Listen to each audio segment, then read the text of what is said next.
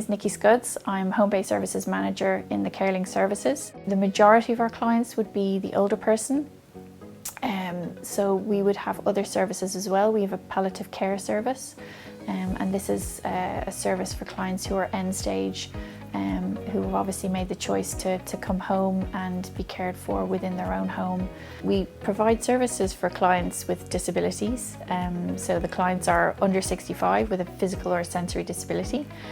So we have a lot of young children and adults, young adults on the service. First thing in the morning would be assisting clients out of bed, helping them to get washed and dressed, helping them to decide what they'd like to wear for the day, helping the client downstairs. Again, it's breakfast, prompting the medication, would they like their tea and toast or would they like a bowl of porridge, so it's those kind of decisions and trying to help the person with their independence and trying to promote that as much as possible all the way through the day within the client's home. It's a great service because it's very flexible, so it very much depends on what the client wants to do. So it's always like we're very client focused and client led, so it's very much what the client wants to do. I often hear from home support workers that the different kind of clients that they go into, and I think that's what drives us all and that kind of keeps us going, is because every single client we have on the service is different. That relationship, I think, is really, really important, and it's lovely to see that kind of build over time and over the years that they have been visiting the clients.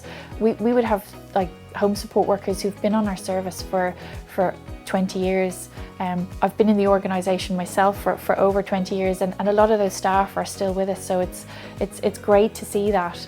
And I think that's what kind of keeps me going is hearing all the stories about the clients and the staff, and the things that we do. That certainly is a really fantastic part of my job. I remember we had a client who was very, very particular about how she liked her breakfast made. So it was grapefruit in the white bowl with the blue rim, and her porridge was in the blue bowl with a pattern.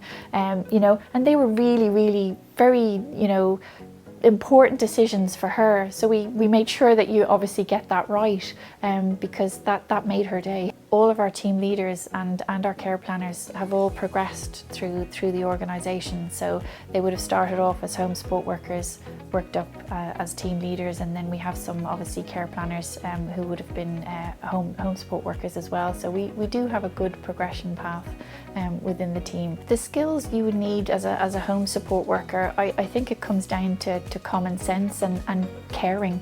It's very much a very varied job. It's and I would encourage anybody to become a home support worker. It's such a rewarding job. The feedback that you get from the clients, and just being able to see how you can make a difference to somebody's life.